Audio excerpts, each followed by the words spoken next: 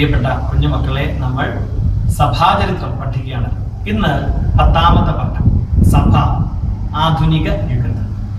അതായത് 18, 19, 20 നൂറ്റാണ്ടുകളിലെ സഭയുടെ ചരിത്രമാണ് ഇന്നത്തെ പാഠത്തിലൂടെ നമ്മൾ പഠിക്കുന്നത്. തെന്ത്രോസ് സുന്നകദോസിനെ കുറിച്ചും പ്രൊട്ടസ്റ്റന്റ് വിപ്ലവത്തെ കുറിച്ചും കഴിഞ്ഞ പാഠത്തിൽ നമ്മൾ പഠിച്ചു. പ്രൊട്ടസ്റ്റന്റ് വിപ്ലവത്തിലൂടെ ഉണ്ടായ ചില വെല്ലുവിളികൾക്ക് പരിഹാരം കാണുന്നതിനാണ് തെന്ത്രോസ് സുന്നകദോസ് കൂടപ്പെട്ടത്. ഈ തെന്ത്രോസ് സുന്നകദോസിന് ശേഷം സഭയിൽ വലിയ ആത്മീയ ഉണർവുണ്ടായി. പ്രേക്ഷിത പ്രവർത്തനങ്ങൾക്ക് കൂടുതൽ വളർച്ച സഭയിലുണ്ടായി.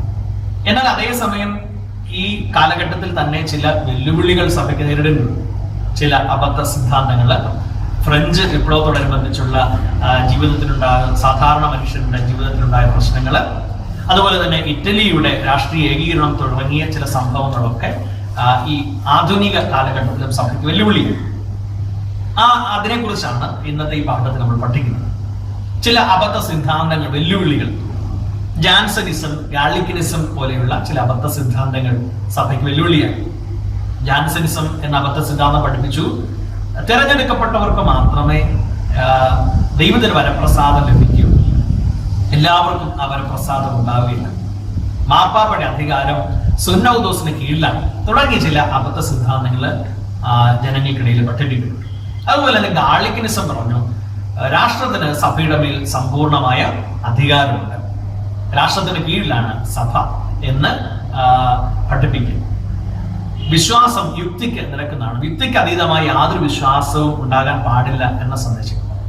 ഇത്തരം ആശയങ്ങൾ ജനങ്ങൾക്കിടയിൽ വളരെ വേഗം വ്യാപിച്ചു. മാത്രമല്ല ഫ്രാൻസില് വോൾട്ടേർ, റൂസോ തുടങ്ങിയവര് ഈ അബദ്ധ സിദ്ധാന്തങ്ങൾ കൊണ്ടുപിടിച്ച് ജനങ്ങളെ കത്തോലിക്ക സഭയ്ക്കെതിരായി തിരിക്കുന്നതിനും സഭയെ അവജ്ഞയോടെ കാണുന്നതിനുമൊക്കെ പ്രേരിപ്പിച്ചു. അങ്ങനെ ചെയ്യാൻ പ്രേരിപ്പിക്കത്തക്ക വിധത്തിലുള്ള ഗ്രന്ഥങ്ങളൊക്കെ സഭയിൽ എഴുതപ്പെട്ടു. ഇത്തരം അബദ്ധ സിദ്ധാന്തങ്ങൾ സഭയ്ക്ക് വലിയ വെല്ലുവിളിയാണ്. ഫ്രഞ്ച് വിപ്ലവം 18ാം നൂറ്റാണ്ടിലെ അവസാനം ഫ്രാൻസ് വലിയ സാമ്പത്തിക പ്രതിസന്ധിയിലായിരുന്നു. രാഷ്ട്രത്തിന്റെ സമ്പത്തില് നല്ലൊരു ഭാഗവും സഭയുടേതായിരുന്നു. സഭയും രാഷ്ട്രഭരണത്തിലൊക്കെ ഇടപെട്ടിരുന്നു. എന്നാൽ ഫ്രഞ്ച് വിപ്ലവത്തോടെ സാധാരണ മനുഷ്യനുണ്ടായ പ്രതിസന്ധികളെ പരിഹരിച്ചു കൊടുക്കുന്നതിന്, അതിനൊക്കെ പ്രതിവിധി കാണുന്നതിന് സഭയ്ക്ക് സാധാരണ മനുഷ്യരെ സഹായിക്കാനായിട്ട് കഴിഞ്ഞില്ല. ഇതില് ജനങ്ങൾക്ക് വളരെയേറെ പ്രതിഷേധമുണ്ടായി. 1789 മെയ് 5 ലൂയിസ് 16ാമൻ രാജാവ് ഒരു അസംബ്ലി വിളിച്ചു. സാധാരണ ജനങ്ങളുടെ പ്രതിനിധികൾ ഇതിനെ ബഹിഷ്കരിച്ചു. പിന്നീട് അവർ ചെന്ന് ഫ്രാൻസിലെ ഒരു ദേശീയ അസംബ്ലിയായിട്ട് ഇതിനെ സ്വയം പ്രഖ്യാപിച്ചു. പുതിയ ദേശീയ അസംബ്ലി അധികാരം കൈക്കലാക്കുകയും 1789 ജന്മികൾക്കും പുരോഹിതർക്കും ഉണ്ടായിരുന്ന ആനുകൂല്യങ്ങൾ നിർത്തലാക്കുകയും ചെയ്തു. അപ്പൊ ലൂയിസ് 16ാമൻ വിളിച്ചുകൂട്ടിയ അസംബ്ലിയിൽ സാധാരണ ജനങ്ങളുടെ പ്രതിനിധികൾ പങ്കെടുക്കാതിരിക്കുകയും അവർ സംഘടിച്ച് പുതിയ ഒരു അസംബ്ലി രൂപീകരിക്കുകയും ഈ അസംബ്ലി അധികാരം കൈക്കലാക്കിക്കൊണ്ട് പ്രഭുക്കന്മാർക്കും പുരോഹിതന്മാർക്കും ജന്മികൾക്കും ഉണ്ടായിരുന്ന എല്ലാ ആനുകൂല്യങ്ങളും നിഷേധിക്കുകയും. അങ്ങനെ പുതിയ ഭരണകൂടം വന്നു. പുതിയ ഭരണകൂടം വന്നതോടെ സഭയും രാഷ്ട്രവും തമ്മിലുള്ള ബന്ധം വേർപെട്ടു. സഭയുടെ സ്വത്ത് ദേശസാൽക്കരിച്ചു, വൈദികരുടെ ആനുകൂല്യങ്ങൾ എടുത്തു കളഞ്ഞു, രാഷ്ട്രത്തിൻ്റെതായ മെത്രാന്മാരും വൈദികരും നിയമിതരായി. രാഷ്ട്രത്തിൻ്റെതായ വൈദികരും മെത്രാന്മാരും ഒക്കെ നിയമിതരായി സഭയുടെ അധികാരത്തിന് വിരുദ്ധമായി പ്രവർത്തിക്കാനായിട്ട് തുടങ്ങി. മാർപ്പാപ്പയോടുള്ള ബന്ധം ഫ്രാൻസ് വിച്ഛേദിച്ചു. ഒത്തിരിയേറെ വൈദികരെ വധിക്കുകയും നാടുകടത്തുകയും ചെയ്തു. ലൂയിസ് 16ാമൻ രാജാവ് 1793 വധിക്കപ്പെട്ടു. വൈദികരെ എവിടെ കണ്ടാലും കൊന്നുകളയാൻ പുതിയ ഭരണകൂടം അനുവാദം കൊടുത്തു. ക്രൈസ്തവ ആരാധനയ്ക്ക് പകരം വിപ്ലവകരമായി ഗവൺമെന്റിന്റെ ആരാധനകൾ നടപ്പിലാക്കി. മത അനുഷ്ഠാനങ്ങൾ ദേവാലയത്തിൽ നടത്തുന്നത് നിരോധിച്ചു. 1799 നെപ്പോളിയൻ ഫ്രാൻസിന്റെ ഭരണം കൈയെടുക്കുന്നതിലെ ഈ ഭീകരവാഴ്ച തുടർന്നു. അപ്പോൾ ഇത് വലിയ ഒരു പ്രതിസന്ധിയാണ് സഭയ്ക്കുണ്ടാക്കിയത്. ഫ്രഞ്ച് വിപ്ലവത്തോടുകൂടി സാധാരണ ജനം മറ്റൊരു ഭരണകൂടമായി മാറുകയും അവർ വൈദികരെയും ജന്മിമാരെയും ഒക്കെ ആക്രമിക്കുകയും വൈദികരെ എവിടെ കണ്ടാലും കൊന്നുകളയാനുള്ള ഒരു പരിശ്രമം ഉണ്ടാകും. ഇത് വലിയ വെല്ലുവിളിയാണ് സഭയ്ക്ക് ഉണ്ടാക്കിയെടുത്തത്. നെപ്പോളിയൻ അധികാരത്തിൽ വരുന്നത് വരെ ഈ വലിയ ഭീകരവാഴ്ച തുടർന്നു. 1799 നെപ്പോളിയൻ ഫ്രാൻസിന്റെ ഭരണം കൈവശപ്പെടുത്തി. അതിനുശേഷം 1801 7-ാം പിയൂസ് മാർപ്പാപ്പയുമായി ഉടമ്പടി ചെയ്തുകൊണ്ട് അദ്ദേഹം ഫ്രാൻസിലെ കത്തോലിക്ക സഭയ്ക്ക് സ്വാതന്ത്ര്യം തിരിച്ച് നൽകി. ഫ്രഞ്ച് വിപ്ലവവും അതിനോടനുബന്ധിച്ചുള്ള സംഭവങ്ങളും സഭയുടെ ചരിത്രത്തിൽ വലിയ അസ്വസ്ഥതകൾ ഉണ്ടാക്കിയതായിരുന്നു എന്നുള്ളത് ഇതിൽ നിന്ന് നമുക്ക് മനസ്സിലാക്കാവുന്നതാണ്. ഇറ്റലിയുടെ ഏകീകരണം സഭയുടെ ചരിത്രത്തെ സ്വാധീനിച്ച മറ്റൊരു രാഷ്ട്രീയ സംഭവമായിരുന്നു ഇറ്റലിയുടെ ഏകീകരണം. ഫ്രഞ്ച് വിപ്ലവം തന്നെയാണ് ഇതിന്റെ ഒരു അടിസ്ഥാന കാരണമെന്ന്. ഫ്രഞ്ച് വിപ്ലവം ഉയർത്തിയ ആവേശം ക്രമേണ മറ്റു രാജ്യങ്ങളിലേക്ക് വ്യാപിച്ചു. ദേശീയ ബോധവും ജനാധിപത്യ ബോധവും ജനങ്ങളില് ശക്തമാണ്. ഈ ചിന്തകളാണ് ഇറ്റലിയുടെ ഏകീകരണത്തിലേക്ക് നയിക്കപ്പെടുന്നത്. 1870 വിക്ടർ എമ്മാനുവേല് റോമിനെ ഇറ്റലിയോട് ചേർത്തു. ഇതിൽ പ്രതിഷേധിച്ചുകൊണ്ട് 9-ാം പിയൂസ് മാർപ്പാപ്പ വത്തിക്കാനില് സ്വയം തടവുകാരനായി തന്നെ കഴിഞ്ഞുകൂടി. എന്നാൽ 1929 ഫെബ്രുവരി 11 ലാറ്ററൻ ഉടമ്പടി പ്രകാരം 108 ഏക്കർ മാത്രം വിസ്താരമുള്ള വത്തിക്കാൻ ഒരു പരമാധികാര രാഷ്ട്രമായിട്ട് മാറി. ഒരു രാഷ്ട്രത്തിന്റെ എല്ലാ അവകാശങ്ങളും അധികാരങ്ങളും മാർപ്പാപ്പയ്ക്ക് ഉണ്ടായിരിക്കും എന്ന് വ്യവസ്ഥ ചെയ്തുകൊണ്ട് ലാറ്ററൻ ഉടമ്പടിയും പ്രഖ്യാപിക്കപ്പെട്ടു. അങ്ങനെ ലാറ്ററൻ ഉടമ്പടിയിലൂടെ രാഷ്ട്രവും സഭയും തമ്മിലുള്ള പ്രശ്നങ്ങൾ പരിഹരിക്കപ്പെടുകയുണ്ടായി. ആധുനിക സഭയുടെ ചരിത്രത്തെ നമ്മൾ പഠിക്കുമ്പോൾ നാം എടുത്തു പറയേണ്ട മറ്റൊരു ആശയമായിരുന്നു കമ്മ്യൂണിസം. നിങ്ങൾ സ്കൂളിൽ വ്യാവസായിക വിപ്ലവത്തെ കുറിച്ച് പഠിച്ചിട്ടുണ്ടല്ലേ? വ്യാവസായിക വിപ്ലവത്തിന്റെ അവസാനം അല്ലെങ്കിൽ 19-ാം നൂറ്റാണ്ടിന്റെ അവസാനത്തിൽ വ്യാവസായിക വിപ്ലവത്തോടനുബന്ധിച്ച് അതിന്റെ ഫലമായി തൊഴിലാളികൾ വളരെയേറെ ജീവിത ബുദ്ധിമുട്ടുകൾ അനുഭവിക്കുന്നു. അവര് ചൂഷണം ചെയ്യപ്പെടുന്നു, അവര് അടിച്ചമർത്തപ്പെട്ടവരാകുന്നു. അപ്പോൾ അവരുടെ ജീവിത വ്യവസ്ഥ വളരെ ദുർഘടമായ ഒരു അവസ്ഥയിലേക്ക് പോകുന്നു. അപ്പൊ അങ്ങനെ അവരെ നവീകരിക്കുന്ന, അവരെ പുനരുദ്ധരിക്കുന്നതിന് ഒരു പുതിയ സാമൂഹ്യ വ്യവസ്ഥിതി ആവശ്യമാണ് എന്ന കാര്യം നിലവിലുണ്ട്. അങ്ങനെയാണ് കാൾ മാർക്സും ഫെഡറിക് ഏംഗൽസും രൂപകൽപ്പന ചെയ്ത് ഈ കമ്മ്യൂണിസം എന്ന ചിന്താഗതി ഉയർത്തുവരുന്നത്. കമ്മ്യൂണിസത്തിന്റെ സിദ്ധാന്തങ്ങള് കാറൽ മാർക്സ് കമ്മ്യൂണിസ്റ്റ് മാനിഫെസ്റ്റോയിൽ പ്രഖ്യാപിക്കുന്നു. അദ്ദേഹം ഇങ്ങനെയാണ് അതിൽ സൂചിപ്പിച്ചത്: സമ്പത്താണ് മനുഷ്യ ചരിത്രത്തെ നിയന്ത്രിക്കുന്നതും സമ്പദ് വ്യവസ്ഥയുമായി ബന്ധപ്പെട്ടതാണ് മതവും ധാർമ്മികതയും രൂപം കൊള്ളുന്നതെന്നും അദ്ദേഹം അവിടെ സൂചിപ്പിച്ചു. അപ്പൊ എന്താണ്? സമ്പത്താണ് എല്ലാത്തിൻ്റെ അടിസ്ഥാനം. ധാർമ്മികതയായാലും മതമായാലും ഒരു മനുഷ്യന്റെ ജീവിതാവസ്ഥയായാലും എല്ലാം സമ്പത്തിനെ ഉൾക്കൊണ്ട്, സമ്പത്തിനെ അടിസ്ഥാനപ്പെടുത്തിയാണ്, സമ്പദ് വ്യവസ്ഥയെ അടിസ്ഥാനപ്പെടുത്തിയാണ് രൂപം കൊള്ളുന്നതെന്നാണ് കാൾ മാർക്സ് കമ്മ്യൂണിസ്റ്റ് മാനിഫെസ്റ്റോയിൽ പഠിപ്പിക്കുന്നത്. മാത്രമല്ല അദ്ദേഹം ഓർമ്മിപ്പിക്കുന്നു, ലക്ഷ്യം നേടാൻ ഏത് മാർഗവും സ്വീകരിക്കാം. ലക്ഷ്യം നേടുക എന്നുള്ളത് മാർഗം എങ്ങനെയാണ് എന്നുള്ളതല്ല, ഏത് മാർഗം സത്യസന്ധമാണോ, നല്ലതാണോ, ധാർമ്മികതയുള്ളതാണോ എന്നുള്ളതല്ല വിഷയം, ലക്ഷ്യം നേടുക എന്നതാണ്. ഇപ്പൊ സ്വാഭാവികമായും ഇത് നമ്മുടെ ദൈവവിശ്വാസത്തിനെതിരാണ്, സഭയുടെ പഠിപ്പിക്കലിനെതിരാണ്. ഇപ്പൊ ദൈവം, മതം, ധാർമ്മികത എന്നീ യാഥാർത്ഥ്യങ്ങളെ നിഷേധിച്ച കമ്മ്യൂണിസത്തിന്റെ ഭൗതികവാദത്തെ സഭ ഒരിക്കലും അംഗീകരിക്കുന്നില്ല.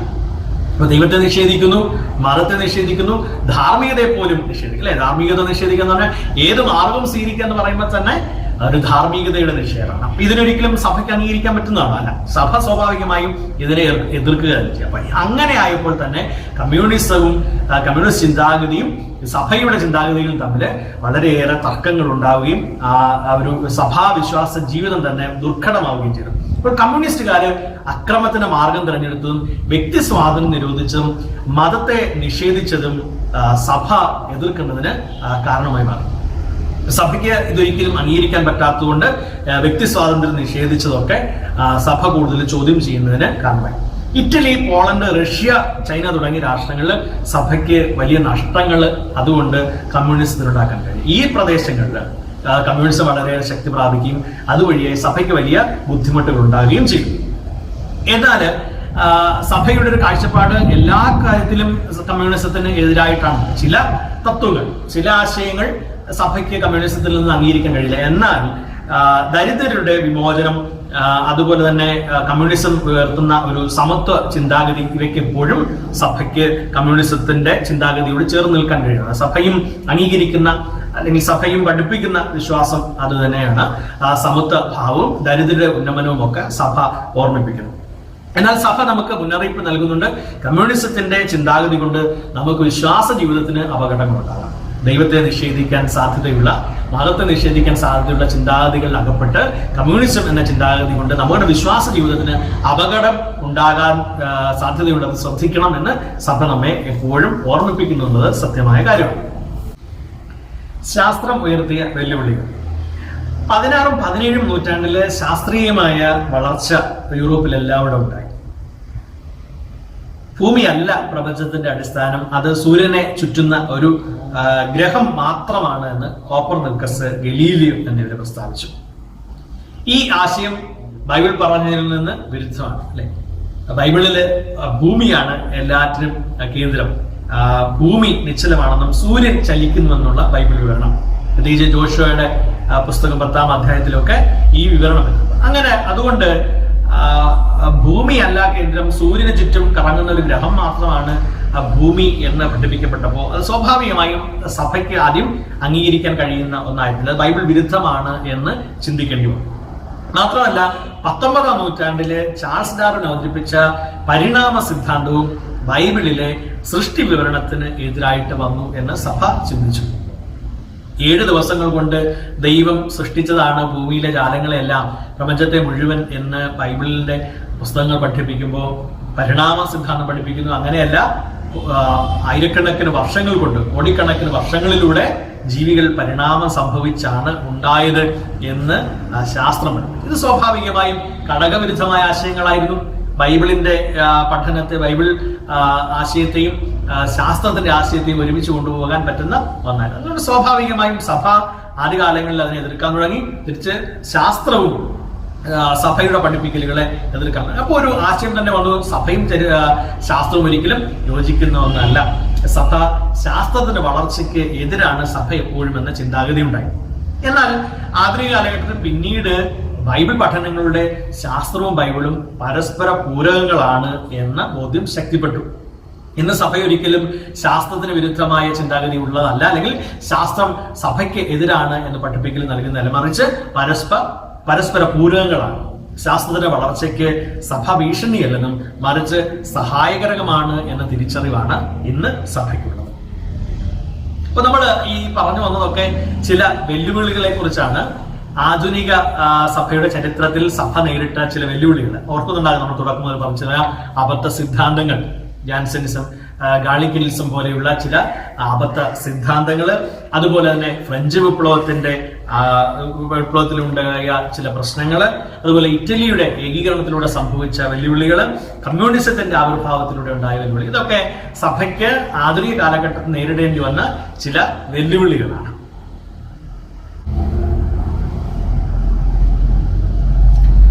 ഒന്നാം വത്തിക്കാൻ സുന്നഹദോസ്.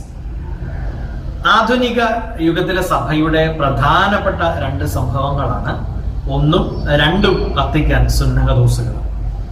17ഉം 18ഉം നൂറ്റാണ്ടില് സഭയെ ബാധിച്ച തളർച്ചയുടെ കാരണങ്ങൾ പരിശോധിച്ച് പരിഹാരം കാണാനും സഭയ്ക്കെതിരായിട്ടുണ്ടായ വെല്ലുവിളികളെ പഠിച്ച് മറുപടി നൽകുന്നതിനും സഭ ആഗ്രഹിച്ചു. നമ്മൾ നേരത്തെ സൂചിപ്പിച്ച കുറേയേറെ വെല്ലുവിളികള്, സഭയുടെ പ്രബോധനങ്ങൾക്കെതിരായ പഠിപ്പിക്കലുകളൊക്കെ ഉണ്ടായി. അപ്പോൾ ഇത് 17ഉം 18ഉം നൂറ്റാണ്ടുകളിൽ ഇങ്ങനെയുള്ള സംഭവങ്ങൾ ഉണ്ടായപ്പോൾ ഇതിന് കൃത്യമായ മറുപടി കൊടുക്കാൻ, സഭയുടെ വിശ്വാസത്തെ കൃത്യമായി അവതരിപ്പിക്കാൻ സഭ പരിശ്രമിച്ചു. അതിന്റെ ഭാഗമായിട്ട് വിളിച്ചു ചേർക്കപ്പെട്ട സുന്നഹദോസ് ആണ് ഒന്നാം വത്തിക്കാൻ സുന്നഹദോസ്. 1869 ഡിസംബർ 8-ന് 9-ാം പിയൂസ് മാർപ്പാപ്പയാണ് സുന്നഹദോസ് ഉദ്ഘാടനം ചെയ്തത്. 1869 ഡിസംബർ 8-ന് 700-ൽ പരം മെത്രാന്മാര് ഈ സുന്നഹദോസിൽ സംബന്ധിച്ചു.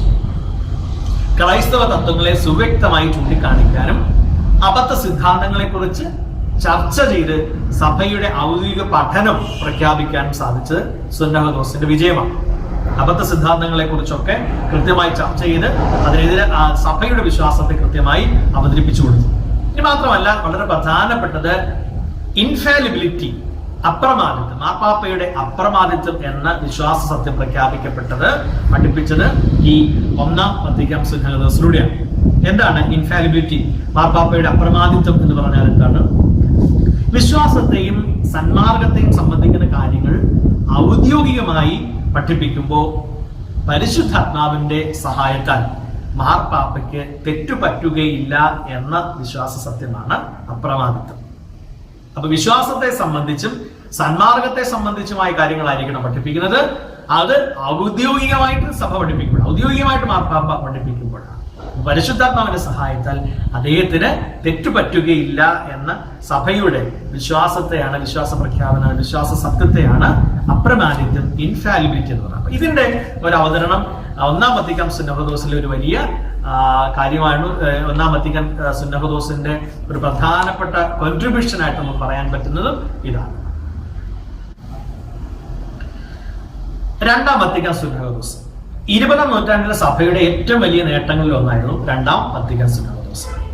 ഈ സുന്നഹദോസ് വിളിച്ചുകൂട്ടിയത് ജോൺ 23ാമൻ മാർപ്പാപ്പയാണ്. ആധുനിക മാർപ്പാപ്പമാരിൽ സവിശേഷമായ ഒരു വ്യക്തിത്വം ഇദ്ദേഹത്തിനുണ്ടായിരുന്നു. അദ്ദേഹത്തിന്റെ തുറന്ന മനോഭാവം, സാധാരണക്കാരിലേക്ക് ഇറങ്ങിച്ചെല്ലാനുള്ള അദ്ദേഹത്തിന്റെ വ്യക്തിപ്രാഭവം ഒക്കെ വളരെ പ്രധാനപ്പെട്ടതാണ്. സഭൈക്യ രംഗത്ത്, സാമൂഹിക രംഗത്തും അദ്ദേഹം വലിയ സംഭാവനകൾ നൽകിയിട്ടുണ്ട്. മാതാവും ഗുരുനാഥയും, ഭൂമിയിൽ സമാധാനം എന്നീ സാമൂഹിക പ്രബോധനങ്ങൾ ലോകത്തിന്റെ ശ്രദ്ധ പിടിച്ചുപറ്റി. രണ്ടാം വത്തിക്കാൻ സുന്നഹദോസ് വിളിച്ചുകൂട്ടി എന്നതായിരുന്നു അദ്ദേഹത്തിന്റെ വലിയ നേട്ടം.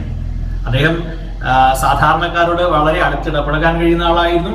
സഭൈക്യ പ്രവർത്തനങ്ങളിൽ വളരെയേറെ ശക്തി യുക്തം ഇടപെടാൻ പറ്റിയിരുന്ന ആളാണ് എന്നൊക്കെയുള്ള സത്യമാണ്. അദ്ദേഹത്തിന്റെ ചാക്രിക ലേഖനങ്ങൾ പ്രധാനപ്പെട്ടത്. എന്നാൽ അദ്ദേഹത്തിന്റെ ജീവിതത്തിന്റെ പ്രധാനപ്പെട്ട കാര്യം രണ്ടാം വത്തിക്കാൻ സുന്നഹദോസ് വിളിച്ചുകൂട്ടാൻ കഴിഞ്ഞു എന്നുള്ളതാണ് അദ്ദേഹത്തിന്റെ ജീവിതത്തിലെ ഏറ്റവും പ്രധാനപ്പെട്ട ഒന്നായി നമുക്ക് കാണാൻ കഴിയുന്നത്. സഭാചരിത്രത്തിൽ രണ്ടാം വത്തിക്കാൻ സുന്നഹദോസിന് മുമ്പ് 20 സാർവത്രിക സുന്നഹദോസുകൾ നടന്നിട്ടുണ്ട്. ഏതെങ്കിലും ഒരു അബദ്ധ സിദ്ധാന്തത്തെ ശപിക്കുകയോ ചോദ്യം ചെയ്യപ്പെടുന്ന പുതിയ വിശ്വാസ സത്യങ്ങൾ ഔദ്യോഗികമായി പ്രഖ്യാപിക്കുകയോ ആയിരുന്നു അവയുടെ എല്ലാ ലക്ഷ്യം. നമ്മള് കഴിഞ്ഞ പാഠങ്ങളില് സാർവത്രിക സുന്നഹദോസുകളെ കുറിച്ചൊക്കെ പഠിച്ചല്ലേ. അതിനുശേഷമുള്ള സുന്നഹദോസുകളെ കുറിച്ചൊക്കെ പറഞ്ഞപ്പോൾ നമ്മൾ പറഞ്ഞ കാര്യമാണ് എന്തിനു വേണ്ടിയാണ് സുന്നഹദോസുകളൊക്കെ വിളിച്ചു കൂട്ടപ്പെട്ടത്. ആ സമയത്ത് ഏതെങ്കിലും ഒരു അബദ്ധ സിദ്ധാന്തം ഉണ്ടായിട്ടുണ്ടാകാം, അതിനെ തടയുക, അല്ലെങ്കിൽ സഭയുടെ വിശ്വാസങ്ങളെ ചോദ്യം ചെയ്തുകൊണ്ട് ഏതെങ്കിലുമൊക്കെ ആശയങ്ങൾ ഉണ്ടാക്കാം. അപ്പൊ അതിനെക്കുറിച്ച് നന്നായി പഠിച്ച് സഭയുടെ വിശ്വാസത്തെ കൃത്യമായി അവതരിപ്പിച്ചു കൊടുക്കുന്നതിന്, അബദ്ധ സിദ്ധാന്തങ്ങളെ തടയുന്നതിനൊക്കെ വിളിച്ചു കൂട്ടപ്പെട്ട സുന്നഹദോസുകളായിരുന്നു ഈ രണ്ടാം വത്തിക്കാൻ സുന്നഹദോസിന് മുൻപ് ഉണ്ടായിരുന്ന സുന്നഹദോസ്. എന്നാൽ അങ്ങനെ പ്രത്യേകമായ കാരണത്തിൽ ഏതെങ്കിലും ഒരു അബദ്ധ സിദ്ധാന്തത്തെ തടയുന്നതിനോ വേണ്ടി ഉണ്ടായ ഒരു പർട്ടിക്കുലർ സംഭവത്തിന് വേണ്ടി ഉണ്ടായിരുന്ന ഒന്നല്ല രണ്ടാം വത്തിക്കാൻ സുന്നഹദോസ്. മറിച്ച് ഉദ്ഘാടനം ചെയ്തുകൊണ്ട് മാർപ്പാപ്പ തന്നെ പറഞ്ഞു, സഭയെ നവീകരിക്കുക. ഇതായിരുന്നു രണ്ടാം വത്തിക്കാൻ സുന്നഹദോസിന്റെ ലക്ഷ്യം. സഭാ നവീകരണവും സഭകളുടെ ഐക്യവുമായിരുന്നു സുന്നഹദോസിന്റെ ഈ പ്രധാനപ്പെട്ട ലക്ഷ്യം. 1962 ഒക്ടോബർ 11 സുന്നഹദോസ് ഉദ്ഘാടനം ചെയ്യപ്പെട്ടു. ജോൺ 23ാമൻ മാർപ്പാപ്പ 1962 ഒക്ടോബർ 11 ഈ സുന്നഹദോസ് ഉദ്ഘാടനം ചെയ്തു. 4 ഘട്ടങ്ങളിലായിട്ടാണ് സുന്നഹദോസ് സംഘടിപ്പിക്കപ്പെട്ടത്.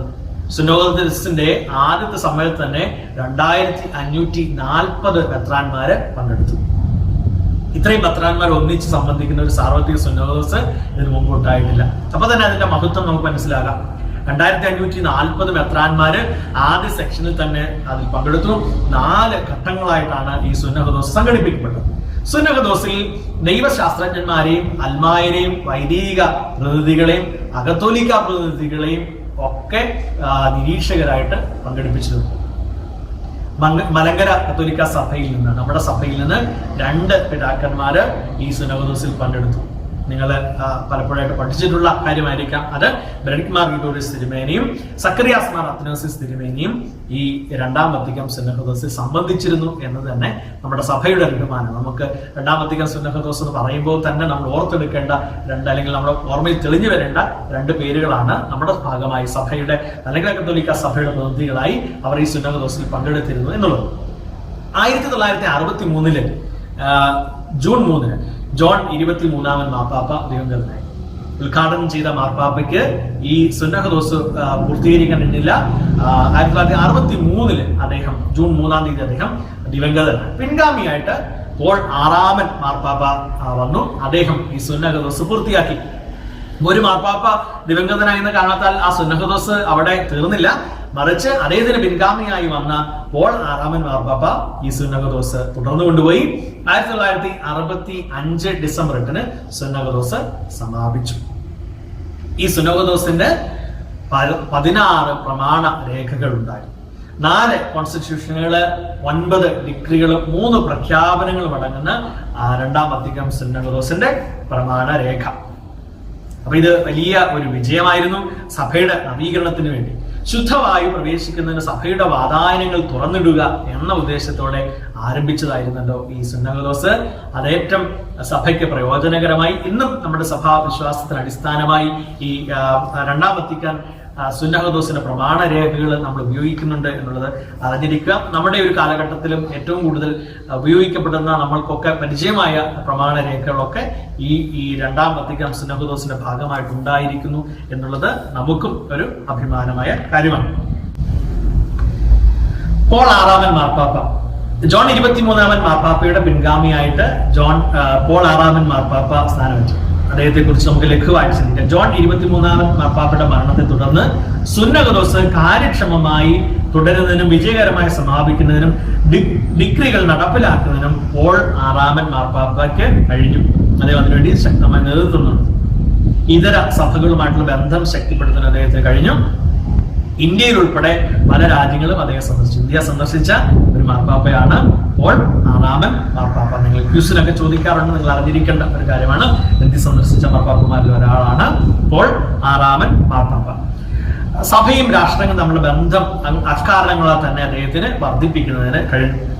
1967 അദ്ദേഹം രചിച്ച മാനവ പുരോഗതി എന്ന ചാക്രിക ലേഖനം സഭയുടെ സാമൂഹിക പ്രബോധന രംഗത്തെ ഏറ്റവും പ്രധാനപ്പെട്ട രേഖകളൊന്നാണ്. ഏതാണ് മാനവ പുരോഗതി എന്ന ചാക്രിക ലേഖനം? സഭയുടെ സാമൂഹിക പ്രബോധന രംഗത്തെ ഏറ്റവും പ്രധാനപ്പെട്ട ഒരു ചാക്രിക ലേഖനമാണ്. പോൾ ആറാമൻ മാർപ്പാപ്പയുടെ പിൻഗാമിയായിട്ട് വന്നത് ജോൺ പോൾ 1 മാർപ്പാപ്പ. പോൾ ആറാമൻ മാർപ്പാപ്പയ്ക്ക് ശേഷം ജോൺ പോൾ 1 മാർപ്പാപ്പയാണ്. അദ്ദേഹം 1 മാസം മാത്രമേ സഭയെ നയിച്ചുള്ളൂ. അദ്ദേഹം 1978 ഓഗസ്റ്റ് 26 സ്ഥാനമേറ്റ് സെപ്റ്റംബർ 28 1978 സെപ്റ്റംബർ 28 ദിവംഗതനായി.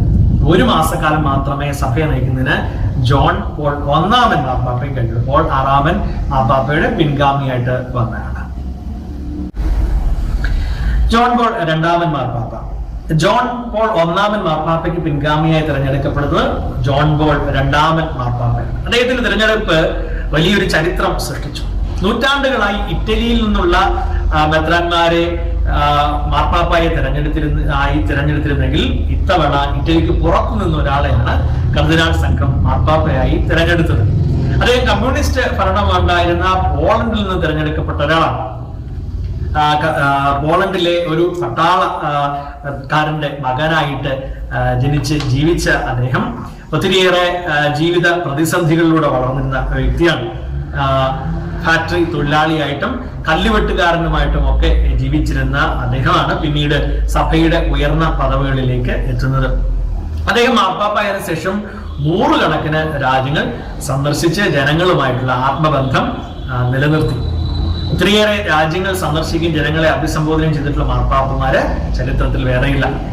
ജനഹൃദയങ്ങളെ വശീകരിക്കുന്നതിനും അവരെ വിശ്വാസത്തിൽ ഉറപ്പിക്കുന്നതിനും അദ്ദേഹത്തിന്റെ കഴിവ് അസാധ്യമായിരുന്നു. മലങ്കര സഭയെ സംബന്ധിച്ച്, കേരളത്തെ സംബന്ധിച്ച് വളരെ പ്രിയപ്പെട്ട ഒരു പിതാവാണ്, ഒരു മാർപ്പാപ്പയാണ് ജോൺ പോൾ 2 മാർപ്പാപ്പ. എന്തുകൊണ്ടാണ് 1986 അദ്ദേഹം ഇന്ത്യയിൽ വന്നു, കേരളത്തിൽ വന്നു, നമ്മുടെ തിരുവനന്തപുരത്ത് വന്നു, നമ്മുടെ അതിഭദ്രാസന കത്തീഡ്രലിന് അദ്ദേഹം സന്ദർശിക്കുകയും ചെയ്തു. അപ്പോ കേരളം സന്ദർശിച്ച ആദ്യത്തെ മാർപ്പാപ്പയാണ് ജോൺ പോൾ 2 മാർപ്പാപ്പ. കേരളത്തിൽ കൊച്ചി, തൃശ്ശൂർ, കോട്ടയം, തിരുവനന്തപുരം എന്നീ പ്രദേശങ്ങള് അദ്ദേഹം സന്ദർശിച്ചു. ജോൺ പോൾ 2 മാർപ്പാപ്പ ധാരാളം ചാക്രിക ലേഖനങ്ങൾ എഴുതിയിട്ടുണ്ട്. മനുഷ്യ രക്ഷകൻ, മനുഷ്യ പ്രയത്നം, സാമൂഹിക ഔത്സുക്യം തുടങ്ങിയത് അതിൽ പ്രധാനപ്പെട്ടവ മാത്രമാണ്. ഇനി പാശ്ചാത്യൻ കാനൻ നിയമം പരിഷ്കരിക്കുന്നതിന് പൗരസ്ത്യ സഭകൾക്കായി പ്രത്യേകമായി ഒരു കാനൻ നിയമം രൂപീകരിച്ചെടുക്കുന്നതിനും അദ്ദേഹത്തിന് നേതൃത്വം കൊടുക്കാൻ കഴിഞ്ഞു. ഇനി കത്തോലിക്ക സഭയുടെ മതബോധന ഗ്രന്ഥം നമ്മുടെയൊക്കെ കയ്യിലുണ്ടായിരിക്കും, നമ്മൾ കണ്ടിട്ടുള്ള പഠിക്കുന്ന ചില ഭാഗങ്ങളാണ്. കത്തോലിക്ക സഭയുടെ മതബോധന ഗ്രന്ഥം പ്രസിദ്ധീകരിക്കുന്നതിനും അദ്ദേഹത്തിന് കഴിഞ്ഞു. 1992 ഒക്ടോബർ 11 ഈ കാറ്റഗിസം ഓഫ് കാത്തലിക് ചർച്ച്, കത്തോലിക്ക സഭയുടെ മതബോധന ഗ്രന്ഥം എന്ന കത്തോലിക്ക സഭയുടെ ആധികാരിക ഗ്രന്ഥം ഇറക്കുന്നതിന് അദ്ദേഹത്തിന് കഴിഞ്ഞു. ആധുനിക യുഗത്തില് മനുഷ്യജീവന്റെ മഹത്വത്തെ പറ്റിയുള്ള അദ്ദേഹത്തിന്റെ പ്രബോധനങ്ങൾ ലോക മനസ്സാക്ഷി ഉണർത്തി. എല്ലാ എതിർപ്പുകൾക്കിടയിലും ഭ്രൂണഹത്യക്കെതിരെ അദ്ദേഹം സംസാരിച്ചിരുന്നു. അതുപോലെ തന്നെ കമ്മ്യൂണിസത്തിന്റെയും മുതലാളിത്ത വ്യവസ്ഥയുടെ ദോഷവശങ്ങളെ അദ്ദേഹം വളരെ കൃത്യമായി എടുത്ത് കാണിക്കാൻ അതിനെ എതിർക്കുകയും ചെയ്തു. മനുഷ്യാവകാശ പ്രശ്നങ്ങളിലും മൂന്നാം ലോക രാഷ്ട്രങ്ങളുടെ പ്രശ്നങ്ങളിലും ഒക്കെ അദ്ദേഹം ധീരമായിട്ട് ഇടപെട്ടു. ഇറാഖ് യുദ്ധം ഉൾപ്പെടെ നിരവധി പ്രശ്നങ്ങളിൽ അദ്ദേഹം തന്റെ ധീരമായ കാഴ്ചപ്പാട് അറിയിക്കുകയും ചെയ്തു. 2005 ഏപ്രിൽ 2 ജോൺ പോൾ രണ്ടാമൻ മാർപ്പാപ്പ കാലം ചെയ്തു. ജോൺ പോൾ രണ്ടാമൻ മാർപ്പാപ്പയുടെ പിൻഗാമിയായിട്ട് കർദിനാളായിരുന്ന ജോസഫ് റാൻസിംഗർ, ബെനഡിക്ട് 16 മാർപ്പാപ്പ എന്ന പേരിൽ 265 മാർപ്പാപ്പ ഉണ്ടായി. 265 മാർപ്പാപ്പയായിട്ട് ബെനഡിക്ട് 16 മാർപ്പാപ്പ തിരഞ്ഞെടുക്കും. ഇപ്പോഴത്തെ മാർപ്പാപ്പയുടെ പേര് നിങ്ങൾക്ക് അറിയാം, ഫ്രാൻസിസ് മാർപ്പാപ്പ. അദ്ദേഹത്തിന്റെ പിൻഗാമി ബെനഡിക്ട് 16 മാർപ്പാപ്പയുടെ പിൻഗാമിയായിട്ട് വന്ന ആളാണ്. പ്രത്യേകിച്ച് ഈ മാർപ്പാപ്പമാരെ കുറിച്ച് നിങ്ങൾ കൂടുതൽ പുസ്തകത്തിൽ നിന്ന് തന്നെ വായിച്ച് പഠിക്കുക, അല്ലെങ്കിൽ മറ്റു പുസ്തകങ്ങളൊക്കെ റെഫർ ചെയ്ത് പഠിക്കാനായിട്ട് ശ്രദ്ധിക്കുക. ഈ ക്ലാസ് ഇവിടെ സമാപിപ്പിക്കുകയാണ്. നിങ്ങൾക്കറിയാം, വളരെ പെട്ടെന്നാണ് പറഞ്ഞു പോയത്. വളരെ ചുരുങ്ങിയ കാര്യങ്ങൾ മാത്രമേ പറഞ്ഞിട്ടുള്ളൂ. വലിയ പാഠമാണ്, എല്ലാം ചരിത്രങ്ങളാണ്. അപ്പോൾ നിങ്ങൾ പുസ്തകം വായിച്ച് തന്നെ പഠിക്കണം. ഇത് ഈ വീഡിയോ നിങ്ങൾക്കൊരു സഹായകമായി പറയുന്നു എന്ന് മാത്രമേ ഉള്ളൂ. പൂർണ്ണ രൂപങ്ങൾ ഉൾക്കൊള്ളിക്കാൻ പറ്റിയിട്ടില്ല. കുറഞ്ഞ സമയത്തേക്ക് മാത്രമേ ഇത് നമുക്ക് തരാൻ കഴിയുള്ളൂ എന്നുള്ളതുകൊണ്ട് അതിൽ നിന്ന് എടുത്തു പറയുന്ന ചില കാര്യങ്ങൾ മാത്രമാണ് സൂചിപ്പിച്ചത്. ആഴത്തിൽ വായിച്ച് മനസ്സിലാക്കാൻ പഠിക്കുക, സഭയുടെ ചരിത്രത്തെ പഠിക്കുക.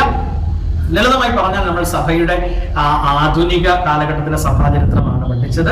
ആധുനിക കാലഘട്ടത്തിലുണ്ടായ വെല്ലുവിളികള്, ആ വെല്ലുവിളികളെ നേരിടുന്നതിന് നമുക്കുണ്ടായ ആ വെല്ലുവിളികൾക്ക് ശേഷം സഭയിൽ വളരെ ഉന്മേഷം ചെലുത്തിയ 2 സുന്നതദോസുകളെ കുറിച്ച് പഠിച്ചു. ആ സുന്നതദോസുകൾക്ക് കാരണക്കാരായിരുന്ന മാർപ്പാപ്പമാരെ കുറിച്ച് നമ്മൾ ചെറുതായി പഠിച്ചു എന്നുള്ളതാണ് ഈ പാഠത്തിന്റെ പ്രത്യേകത. കൂടുതൽ നന്നായിട്ട് വായിച്ച് മനസ്സിലാക്കണം. യാതൊരു സംശയമില്ല, നിങ്ങൾ വായിച്ചെങ്കിൽ മാത്രമേ അത് ഓർമ്മയിൽ നിലനിൽക്കൂ. ഓരോ വാചകവും വിട്ടുപോകാതെ വായിച്ച് ഹൃദയസ്ഥമാക്കാനായിട്ട് പ്രത്യേകം ശ്രദ്ധിക്കുക. അത്രയും നേരം ഇത് ശ്രദ്ധിച്ചിരുന്ന നിങ്ങൾക്ക് എല്ലാവർക്കും പ്രത്യേക നന്ദി. നിങ്ങളെ പഠിപ്പിച്ചത് ഹൃദയസ്ഥമാക്കി മുന്നോട്ട് പോകാൻ, സഭയെ കൂടുതൽ സ്നേഹിക്കാൻ, ദൈവത്തെ മഹത്വപ്പെടുത്താൻ കാരണമാകട്ടെ എന്ന് ആശംസിച്ച് നിർത്തുന്നു.